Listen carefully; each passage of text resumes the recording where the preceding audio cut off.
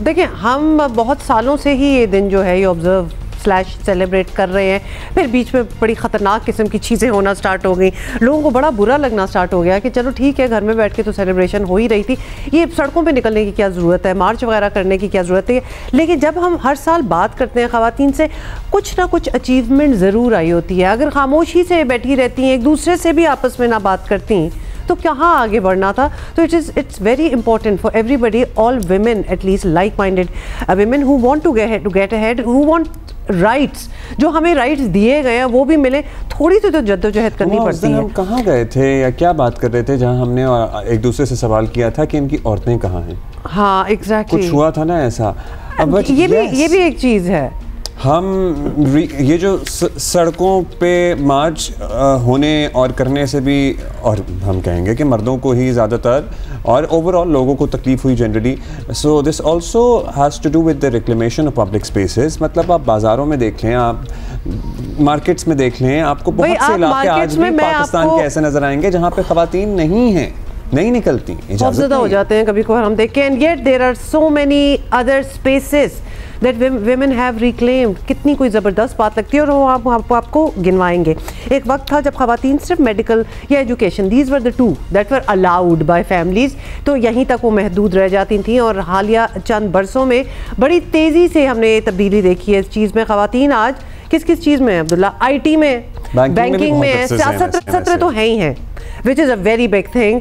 सहाफ़त में है, तिजारत में है, मतलब हर शोबे में काम करती दिखाई देती हैं अब ख़वातीन। लेकिन ये जगह आसानी से नहीं मिली थी।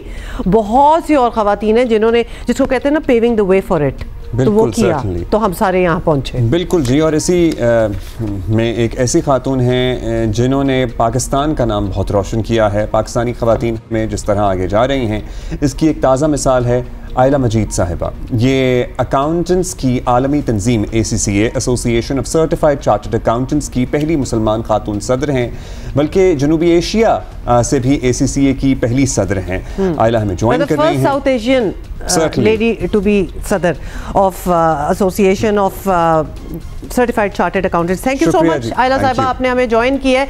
ACCA की 120 साला तारीख में आप जनूबी एशिया से पहली शख्सियत हैं जो इस इदारे की ग्लोबल सदर बनी है। मतलब कमाल की ये बात है। तो इस पोजीशन तक पहुंचने के लिए आपके सफ़र के बारे में और चैलेंजेस एग्जैक्टली हम जानना चाहेंगे। क्या चैलेंजेस हैं, क्या कुछ आपको सामना करना पड़ा? मैं काफ़ी अरसे से इसके साथ ताल्लुक़ है मेरा, ऑलमोस्ट 10 साल से। मैं काउंसिल में भी मैंने सर्व किया, फिर काउंसिल के ऑफिसर की जब इलेक्शन की बात आई तो वहाँ पर भी मैंने अपने आप को I ran for the election और I was supported by my colleagues. But इसमें जो एक बहुत इंपॉर्टेंट चीज़ ये है कि ऑब्वियसली देखें, जहाँ पर भी आप काम करते हैं मेहनत से करें, you have to have the right kind of expertise और इसके साथ अपना स्किल सेट होना चाहिए।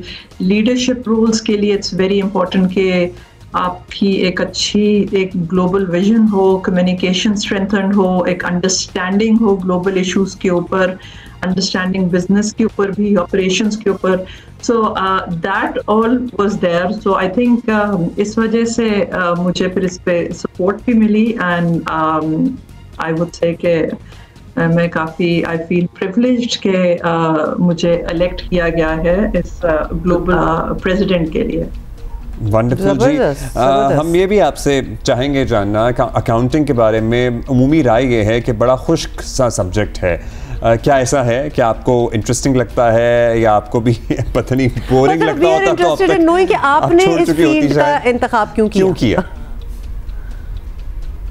जी, ये बड़ा मज़े का सवाल है बिकॉज मुझसे बहुत पूछा जाता है। मैंने एक्चुअली पहले MBA किया था लम से, और फिर उसके बाद जो मेरा काम की नौयत थी वो ऐसे थी कि उसमें मैं मर्जर्स एंड एक्विजिशंस भी कर रही थी, कंपनीज की रिस्ट्रक्चरिंग भी कर रही थी, बैंक्स के साथ, अकाउंटेंट्स के साथ, लॉयर्स के साथ, हर एक के साथ जब आपकी इंटरेक्शन होती है तो आप हमेशा ये देखते हैं कि जो किसी भी चीज़ का how do you put together a transaction. उसमें मुझे ये फील हुआ कि अकाउंटेंसी का जो स्किल सेट है ये बहुत इम्पोर्टेंट है। हम जो भी करते हैं, चाहे वो सब्जेक्ट आप जैसे कह रहे हैं खुश्क है, वो बड़ा इम्पोर्टेंट है, बिकॉज हम चाहे अपनी डेली लाइफ में करें चाहे प्रोफेशनल लाइफ में करें, हम किसी ना किसी चीज़ का हिसाब कर रहे होते हैं। सिर्फ हिसाब करना नहीं, it's basically how do you plan, how do you strategize. So ये स्किल सेट बहुत इम्पोर्टेंट है। अब जो रोल है अकाउंटेंट्स का वो बहुत सालों से दुनिया में बदल चुका है। It is about planning, strategy, it is about कि आप बिजनेस डिसीजंस कैसे कर रहे हैं। मतलब you have done so much, क्योंकि लोग अक्सर एक डिग्री करके ही फिर उसी में अपनी स्पेस जो है वो तलाश करते हैं और मिल भी जाती है। आप तो अपने आप को you are building upon yourself, that is amazing. आयला, ये ज़रूर बताइएगा कि आलमी तौर पर गवर्नेंस और दीगर मसाइल दरपेश हैं दुनिया में, हम देख रहे हैं, फिर दुनिया को माहौलियाती तब्दीलियों के मनफी असरात का भी काफ़ी सामना है, तो आपकी महारत तवानाई और माहौलियात पर भी है। दुनिया इस हवाले से क्या कर सकती थी? और बाय द वे ये ज़्यादा अहम इसलिए भी है क्योंकि पाकिस्तान माहौलियाती तब्दीलियों से सबसे ज़्यादा मुतासर होने वाला वन ऑफ द ममालिक में से है। तो बताइएगा, तो क्या आइडियाज़ हैं आपके इस हवाले से? हमें इसके ऊपर बहुत माइंडफुल होने की ज़रूरत है और हमें इस पर बहुत काम करने की ज़रूरत है। अगर नंबर्स की बात करें, ऑल्दो ये किसी से छुपी हुई बात नहीं है, हर कोई इम्पैक्ट होता है इन चीज़ों से और हम सुनते रहते हैं, बट अगर हम एग्रीगेट नंबर्स की बात करें तो पाकिस्तान ने over the last decade and half हमें तकरीबन 29 to 30 बिलियन डॉलर्स का लॉस हुआ है because of various climate disasters. अब हमें ये करने की ज़रूरत है कि we need to become more resilient. इसमें इन्वेस्टमेंट की भी ज़रूरत है, इसमें हमें अपनी पॉलिसी स्ट्रैटेजीज़ को भी बेहतर करने की ज़रूरत है। इसमें हम जो रोज़मर्रा का जो हमारा तरीक़ाकार है, चाहे वो इंडिविजुअल लेवल पे है, चाहे वो एक लार्जर लेवल पे है, ऑर्गेनाइजेशनल लेवल पे है, या इंडस्ट्री लेवल पे है, या कंट्री लेवल पे, तमाम चीज़ों में हमें बेहतर करने की ज़रूरत है।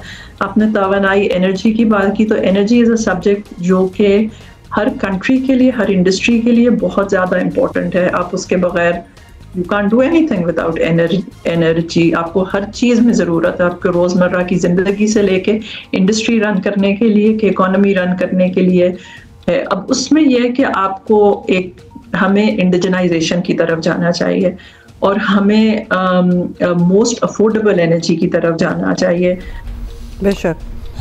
You give us some ideas as well. अच्छा, ये बताइएगा कि गुज़श्ता दिनों एक कॉन्फ्रेंस के दौरान एक बड़ी डिस्कशन इस पे भी रही कि आर्टिफिशियल इंटेलिजेंस के आ जाने के बाद अकाउंटिंग के शोबे पर बड़ा असर पड़ेगा। अब ये असर अच्छा है या बुरा है, आप हमें बता सकती हैं? शायद काम का स्कोप लिमिटेड हो जाए या नए दरवाजे खुलें। What is your opinion regarding it? होगा ये कि जब जैसे जैसे टेक्नोलॉजी आती है, बहुत सारी जो रेपिटेटिव टास्क हैं, जो टास्क टेक्नोलॉजी से आप कर सकते हैं, तो आप वो टेक्नोलॉजी को दे देंगे करने के लिए, आप उससे बेहतर रोल्स करेंगे।